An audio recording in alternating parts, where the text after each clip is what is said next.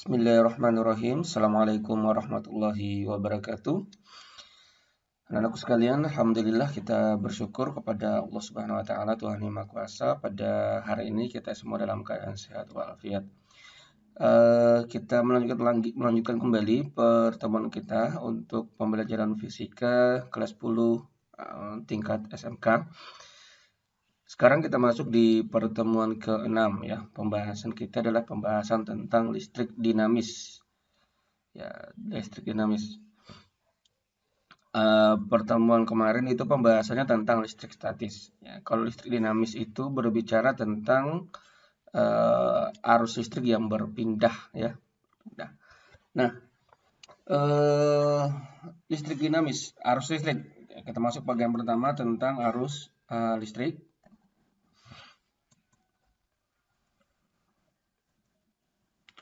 Arus listrik adalah aliran muatan listrik dari potensial tinggi ke potensial rendah. Nah, kemudian ada istilah kuat arus listrik. Kuat arus listrik itulah jumlah muatan yang mengalir melalai penampang kawat untuk selama tertentu. Rumusnya I sama dengan Q per T. Q itu muatan listrik, satunya kolom. T adalah selang waktu, satuan sekon, dan I adalah kuat arus listrik, satuannya ampere. Berikutnya kita masuk di hukum Ohm dan hambatan listrik. Ya, George Simon Ohm menyatakan bahwa kuat arus listrik atau I yang mengalir melalui suatu penghantar sebanding dengan beda potensial antara ujung-ujung penghantar asal-usul penghantar tersebut tidak berubah. Nah, dirumuskan I sama dengan V per R. Ya, kalau kita mau mencari kuat arus listrik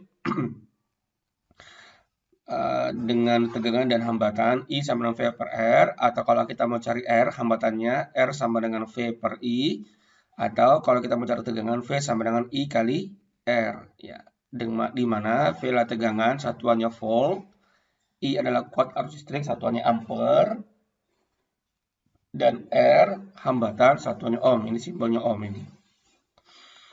Kemudian ada namanya hambatan jenis. Ya, hambatan jenis. Nah, simbolnya rho ya. Nah, kemudian L ini panjang kawat, kemudian ada A luas penampang kawat. Nah, kalau kawat itu yang di area arus listrik itu punya hambatan. Jadi semua kawat-kawat listrik ya yang dijual itu punya hambatan. Nah, untuk mencari besar hambatannya, R sama dengan rho kali L per A. R sama dengan rho kali L per A, di mana R adalah nilai hambatan. Ya, nilai hambatan satunya ohm, rho sama dengan hambatan jenis kawat satunya ohm meter, dan L adalah panjang kawat satuannya meter. Nah, A itu tadi adalah luas penampang kawat. Oke, kita masuk di contoh soal 3.6. Hitunglah hambatan pemanas listrik 5 ampere bila dihubungkan dengan sumber tegangan 110 volt. Dari soal diketahui ada arusnya 5 ampere. Nah, ditulis I sama dengan 5 ampere. Dihubungkan dengan sumber tegangan 110 volt. Nah, sumber tegangan berarti dia V. V-nya adalah 110. Ya, ditulis di sini 110. R sama dengan ditanyakan hambatannya. Hitunglah hambatannya. Nah, kalau hambatan dicari, berarti simbol hambatan itu adalah R. Nah, kita lihat di sini mencari R sama dengan V per I. Nah, ditulis R sama dengan V per I sama dengan 110 V-nya ya dibagi 5 sama dengan 22 ohm. Oke. Seperti itu ya. Untuk mencari R. Sekarang kita masuk ke rangkaian hambatan. Nah, hambatan itu sebagaimana kapasitor ya, itu bisa disusun seri dan bisa disusun paralel. Ya, yang namanya seri itu hambatannya disusun berjejer ke samping seperti ini. Ya. Berjejer. Ya. Hambatan 1 langsung berhubungan dengan hambatan 2, kemudian berhubungan dengan hambatan 3. Nah, hambatan penggantinya ini disebut dengan RS. Ini RS. Hambatan pengganti seri. Ya, hambatan pengganti seri. Pada gambar di atas menunjukkan 3 buah hambatan R1, R2, dan R3 yang dirangkai seri. Jadi kalau seri itu seperti ini, nah. Seri itu bersusun seperti ini. Berjejer ya. Seri. Berbaris lurus ini. Nah, hambatan pengganti serinya dirumuskan RS sama dengan R1, nilainya R1 ditambah R2 ditambah R3 ditambah berapa saja hambatan bersusun seperti ini dijumlahkan semua. Itulah RS. Kemudian yang kedua, kuot arus listriknya itu sama. Jadi arus listrik yang masuk di R1 ini sama semua ini. Nah, yang keluar dari sini juga nilainya juga sama. Nah, sama semua ya. IS sama dengan I1 sama dengan I2 sama dengan I3 sama dengan IN. Jadi arus listrik itu mengalir tetap sama. Kemudian yang ketiga tegangannya. Nah, kalau tegangan pengganti seri itu merupakan jumlah tegangan pada tiap-tiap hambatan. Jadi tegangan pada R1 disebut V1, tegangan pada R2 disebut V2, tegangan pada R3 disebut V3. Nah, VS-nya itu sama dengan R, ya. VS itu sama dengan atau tegangan pengganti seri sama dengan V1 tambah V2 tambah V3. Ya, dijumlahkan juga ya tegangannya. Ya, jadi yang sama itu cuma I. Jadi kalau rangkaian seri itu arusnya sama. Kalau tegangannya berbeda. Jadi tegangannya itu harus dijumlahkan dari tegangan masing-masing hambatan. Gitu ya. Oke. Nah, fungsi rangkaian seri itu merupakan rangkaian membagi tegangan, jadi ya bagi tegangan, atau dapat juga digunakan untuk memperbesar rangkaian, memperbesar hambatan rangkaian. Jadi kalau kita memperbesar hambatan sebuah rangkaian, maka hambatan-hambatannya disusun seri. Berikutnya ada namanya rangkaian paralel. Ya, rangkaian paralel seperti ini modelnya. Sejajar, ya. Sejajar R1, ada R2, R3, ujung-ujungnya, ya, ujung-ujung R1 ini dihubungkan dengan R2, dihubungkan dengan R3. Nah, ini namanya dibuatkan paralel. Ya, tolong dibedakan. Nah, besar hambatan penggantinya itu disimbolkan RP ya. Jadi disimbolkan RP. Ya. Disimbolkan RP. Nah, untuk mencari RP,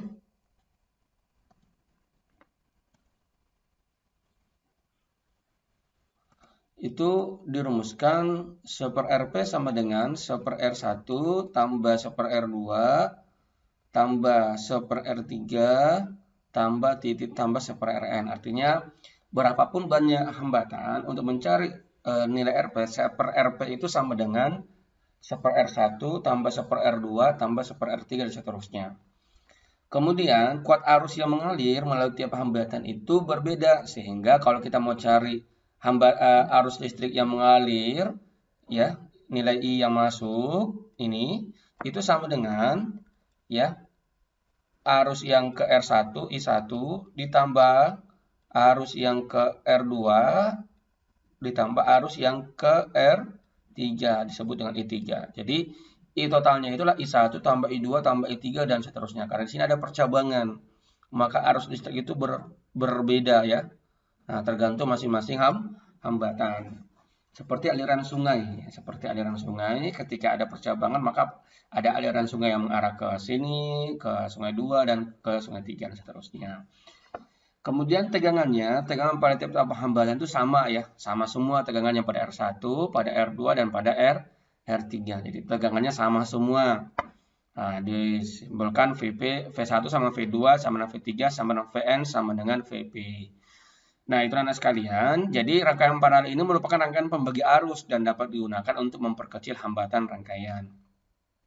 Karena tegangan pada masing-masing hambatan sama, maka pada rangkaian listrik yang ada di rumah, rangkaian lampu ya, itu semuanya menggunakan sistem paralel ya. Jadi misalnya lampu di kamar dimatikan. Nah, kita matikan lampu di sini, misalnya diputus kabel listriknya ya, dimatikan saklarnya.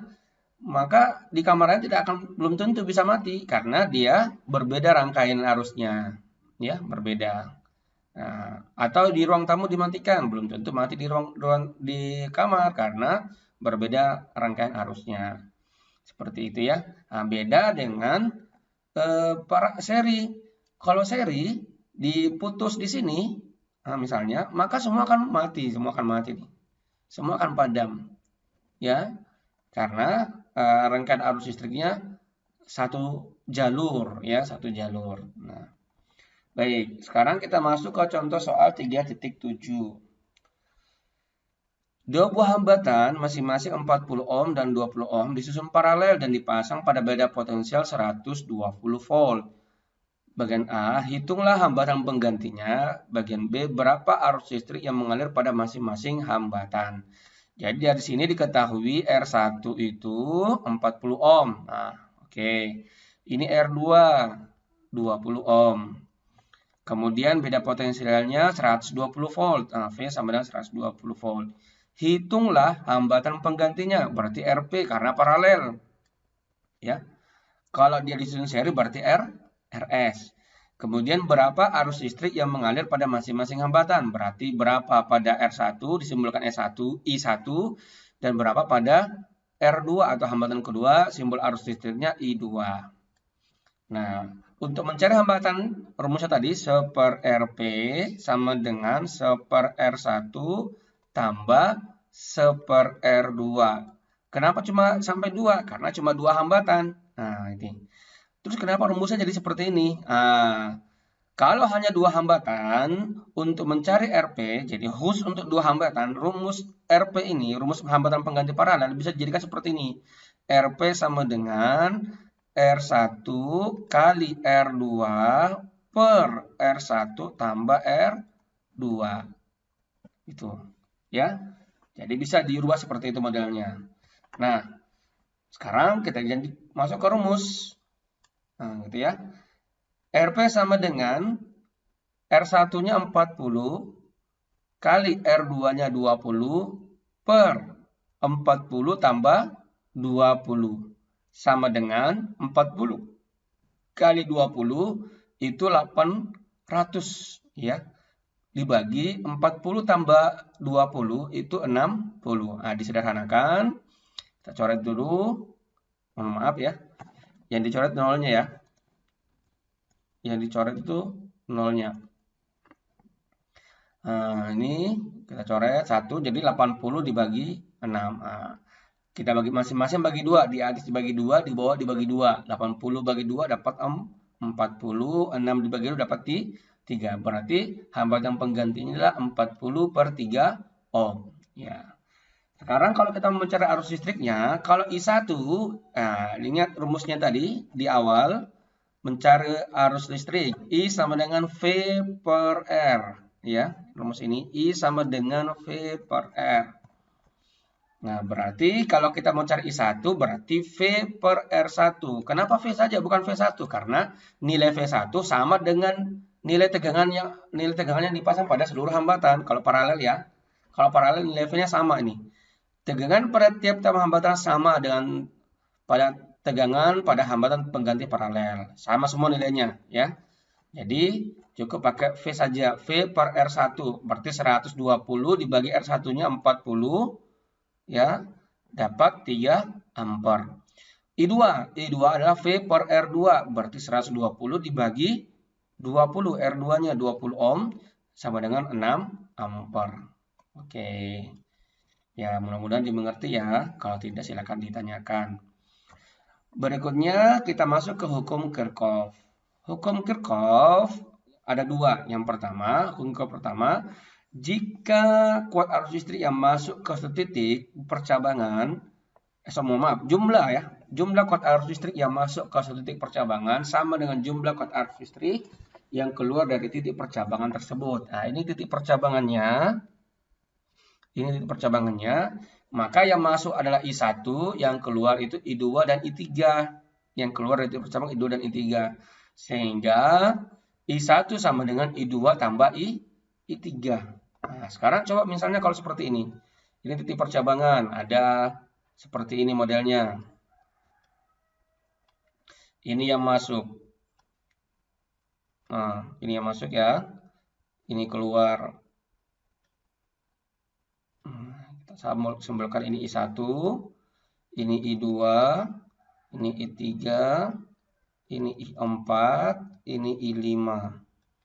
Nah, maka berdasarkan hukum pertama Kirchhoff, jumlah kuat arus listrik yang masuk ke titik percabangan sama dengan jumlah kuat arus listrik yang keluar dari titik percabangan tersebut. Berarti I1 ini masuk, masih ada kayak masuk? Ada I2, berarti I1 tambah I2 sama dengan ya I1 tambah I2 sama dengan I3 keluar, I4 keluar, I5 berarti I1 tambah I2 sama dengan I3 tambah I4 tambah I5.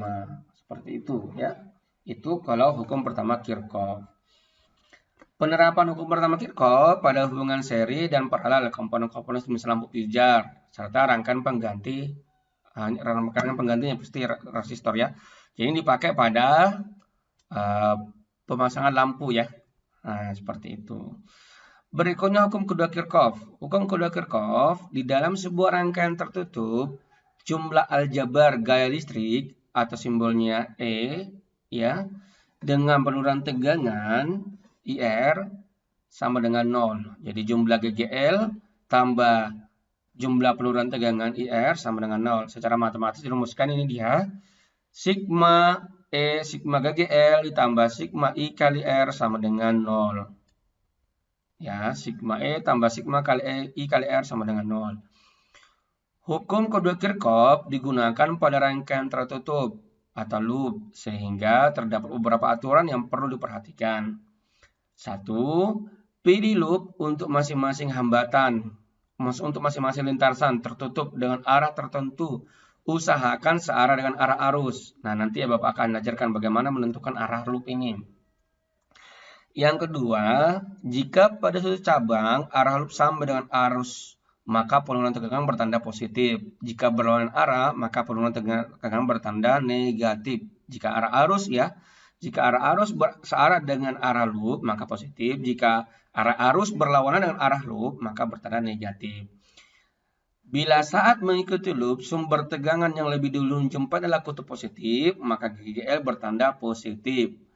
Bila kutub negatif yang terlebih dahulu dijumpai, maka GGL bertanda negatif. Nah, contoh misalnya seperti ini.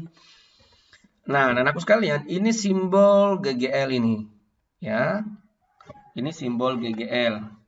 Kalau begini modelnya ini ada arus arah. Ya, sumber tegangannya ini ya. Nah, ini simbolnya. Ini simbol hambatan. Ya, bergerigi seperti ini adalah simbol hambatan. Nah, anak-anakku sekalian, di sini ada dua garis, ada yang panjang, ada yang pendek. Ini yang panjang, ini yang pendek. Nah, lihat. Kalau panjang itu positif. Nah, ini kutub positifnya. Yang pendek itu negatif. Nah, ini kutub positif. Ini yang pendek nih, negatif. Nah, arah arusnya bagaimana? Nah, kalau mau menentukan arah arus, ya darahkan ini, kalau tidak ditentukan di gambar, maka lihat mana nilai tegangan yang paling besar. Kalau di sini misalnya 12 volt, di sini 6 volt, berarti arah arusnya seperti ini. Ke sini. Arus itu mengalir dari positif sumber tegangan ke negatif. Jadi 12 volt ini mengalahkan 6 volt, makanya diabaikan saja ini. Untuk arah arusnya, penentuan arah arusnya ya. Jadi dari positif, ya kutub positif, jalan terus sampai kembali ke kutub negatif. Itu arah arus, ya. Nah, kalau arah loop itu kita sendiri yang menentukan, ya sembarang kita mau menentukan mau searah dengan arah arus tadi mengarah ke seperti ini ya, berputar sesuai dengan arah jarum jam, maka sebaiknya arah loop juga searah jarum jam seperti ini. Ini ya. Nah, supaya apa? Supaya IR ini bertanda positif gitu.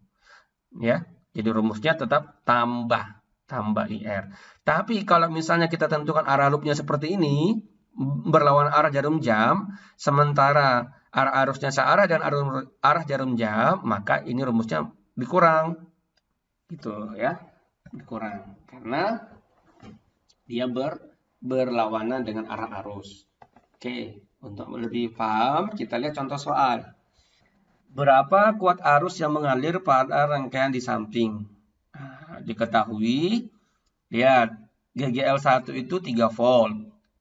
GGL2 2 volt, GGL3 itu 5 volt. Nah, kemudian ada R1, ini R1 5 ohm, R2-nya 10 ohm. Kita mau cari arusnya, berapa arus I, ini yang ditanyakan. Oke. Nah, dari soal sudah ditentukan arah arus, karakter seperti ini. Nah, searah jarum jam. Sebenarnya kalau tidak dipasang juga tanda panah seperti ini bisa kita tentukan.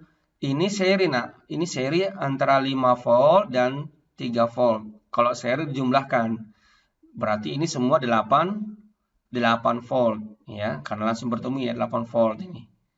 Ya, 8 volt di sini 2 volt. Kalau 8 volt berarti lebih besar daripada 2 volt, maka arah arusnya pasti seperti ini. Nah, kemudian berikutnya, tentukan dulu arah loop. Arah loopnya, ya dari sini kita ambil. Searah jarum jam. Nah, dari sini dia. Kita tentukan misalnya titik A, titik B, titik C, titik D. Jadi arah loopnya A ke B, B ke C, C ke D, D ke A kembali. Oke, sekarang kita gunakan rumus. Sigma E sama dengan, sigma E tambah sigma I kali R sama dengan 0. Sekarang kita jalan dulu dari A ke B, ke C, ke D, kembali ke A. Sekarang kita ada start dari A. A kita jalan ketemu apa? Oh, kutub negatifnya E1.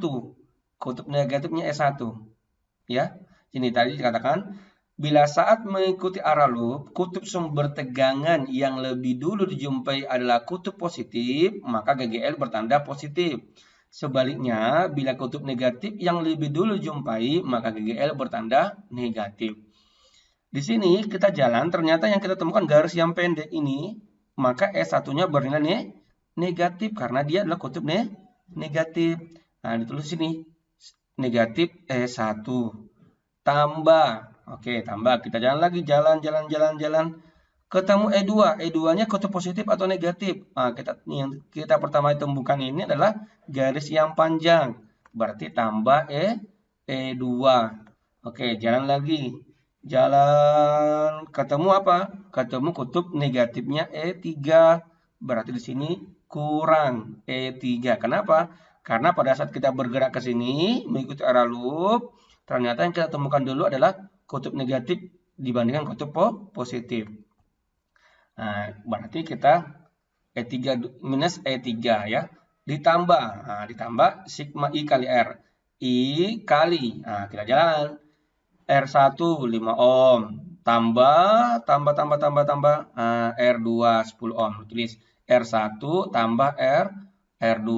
Kemudian sama dengan 0. Jadi kalau misalnya ada 3 hambatan, misalnya ada hambatan di sini ada hambatan misalnya, ya ditambah juga di sini, ditambah R berapa misalnya, gitu ya. Tambah R3. Nah, sekarang kita ganti nilainya.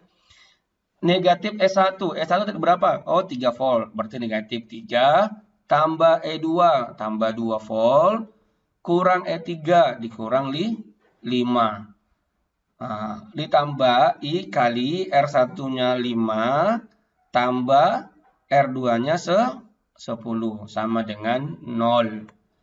Nah, minus 3 tambah 2 kurang 5. Utangnya 3 dibayar 2, baru berutang lagi 5. Berarti utangnya semua adalah 6. Minus 6 ditambah I kali 15. 15 dapat dari mana? 5 ditambah 10. Nah, sama dengan 0. Sekarang minus 6 ini pindah, kita geser. Melewati tanda sama dengan, pindah ke sini. Berarti tinggal 15 di sebelah sini ya. Sebelah kiri tanda sama dengan ya. Yang minus 6 sudah pindah. Ke sebelah kanannya tanda sama dengan. Jadi 15I sama dengan negatif pindah melewati tanda sama dengan menjadi positif. 15I sama dengan positif 6. I sama dengan 6 dibagi 15. 6 per 15 sama dengan 0,4 ampere. Berarti arus yang mengalir pada rangkaian ini itu adalah 0,4 ampere. Gitu ya. Jadi mohon diperhatikan baik-baik ini untuk menyelesaikan rangkaian loop ya. Kemudian berikutnya kita masuk energi dan daya listrik. Energi yang dihasilkan dari aliran muatan listrik dalam suatu rangkaian listrik tertutup disebut dengan energi listrik. Rumusnya W sama dengan Q kali V. W sama dengan Q kali V.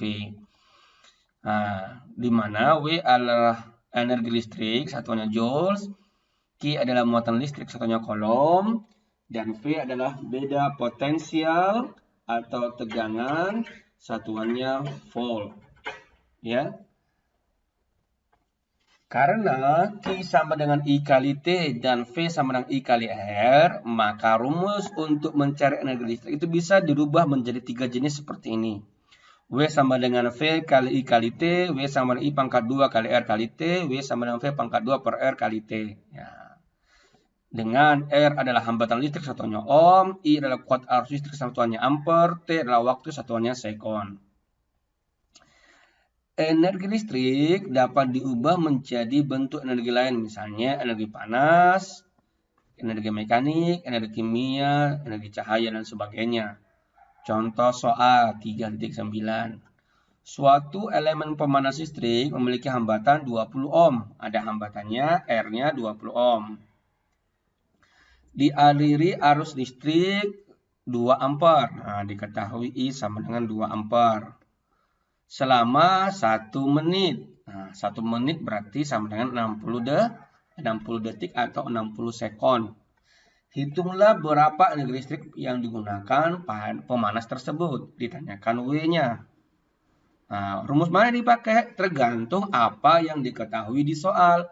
Di soal diketahui R, diketahui I, diketahui T. Kita cari di sini. Ada R-nya, ada I, ada T. Berarti rumus ini pakai yang kedua ya. Rumus yang kedua.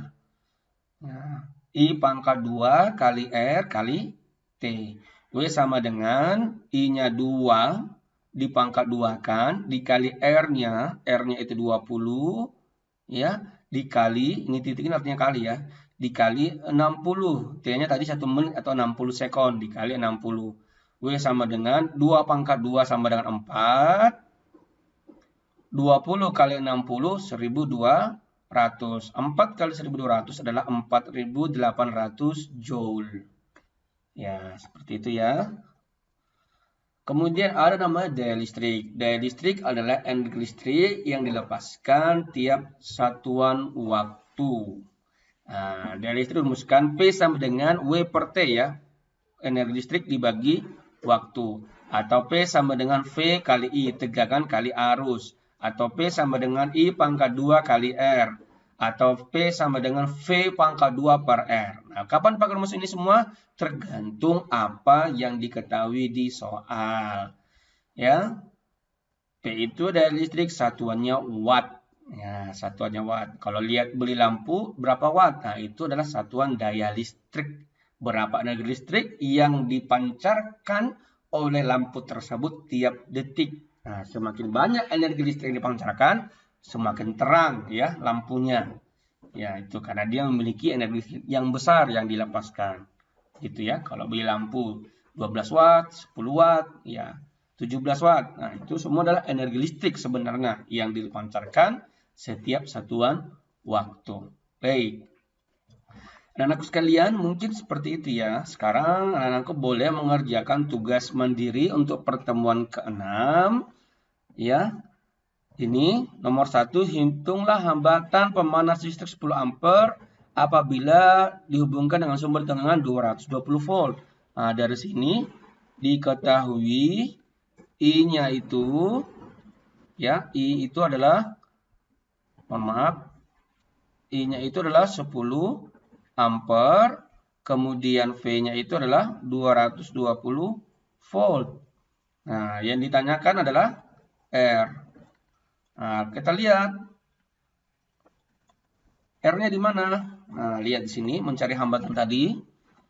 Ya, lihat mencari R sama dengan V per I. Kita pakai rumus ini, R sama dengan V per I. Sama dengan contoh soal ya. Nah, sama contoh soal. R sama dengan V per I. R sama dengan, mohon maaf,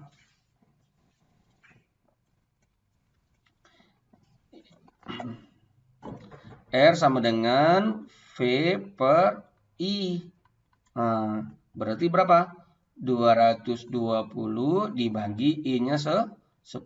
Sama dengan berapa? Silakan dihitung ya. Berapa ohm. Nah, berikutnya. Dua hambatan masing-masing 40 ohm dan 60 ohm disusun paralel dan dipasang pada beda potensial 24 volt. Berapa hambatan penggantinya? Ya. Berapa arus listrik yang mengalir pada masing-masing hambatan? Gunakan persamaan seperti contoh soal 3.7 untuk menyelesaikan soal ini. Kita lihat contoh soal 3.7. Nah, tadi sudah dibahas ya. Ini yang bawa bahas ini. Nih, ya. Jadi, diketahui ya. Tulis dulu. R1-nya itu adalah 40 ohm. Kemudian R2 itu adalah 60 ohm. Kemudian V itu adalah 24 volt. Yang ditanyakan bagian A itu adalah RP-nya, hambatan pengganti paralel. Bagian B-nya itu kuat arus listrik yang pada masing-masing hambatan. Berarti I1 sama berapa, I2 juga sama dengan berapa. Nah, penyelesaian, Bapak tadi sudah tulis rumusnya. Kalau dua hambatan yang disusun paralel, jadi hanya dua hambatan disusun paralel, maka mencari RP itu bisa jadikan rumus seperti ini. RP sama dengan R1 kali R2 per R1 tambah R2. Jadi R1 kali R2 per R1 tambah R2. Berarti RP itu sama dengan 40 kali 60 dibagi 40 tambah 60. Nah, silakan. 40 kali 60 berapa hasilnya? Dibagi 40 tambah 60 berapa hasilnya? Kemudian dibagikan. Nah, sekian ohm. Ya. Kemudian untuk ini bagian A. Untuk bagian B, nah ini gampang. Bagian B untuk I1 berarti V per R1 sama dengan 24 dibagi 40. Berapa ampere. Untuk I2 berarti V per R2 berarti 24 dibagi 60. Nah, sama dengan berapa ampere. Nah, anakku silakan hitung ya. Silakan digunakan rumus ini. Berikutnya, suatu elemen pemandu listrik memiliki hambatan 100 ohm, dialiri arus 5 ampere selama 1 menit. Hitunglah energi listrik yang digunakan elemen pemanas tersebut. Gunakan contoh soal seperti 3.9. Ya. Nah, tadi sudah Bapak jelaskan ini rumusnya ya. Nah, ini. Ya. Yang berubah cuma nilainya ya. Nilai R-nya berapa, arusnya berapa, dan waktunya. Oke, silakan digunakan rumusnya itu. Rumus apa? W sama dengan I pangkat 2 kali R kali T. Jangan lupa T 1 menit ini jadikan ke sekon dulu ya. Harus dirubah ke sekon. Baik, silakan Anda lanjutkan menyelesaikan soal ini. Bapak tunggu. Terima kasih. Assalamualaikum warahmatullahi wabarakatuh.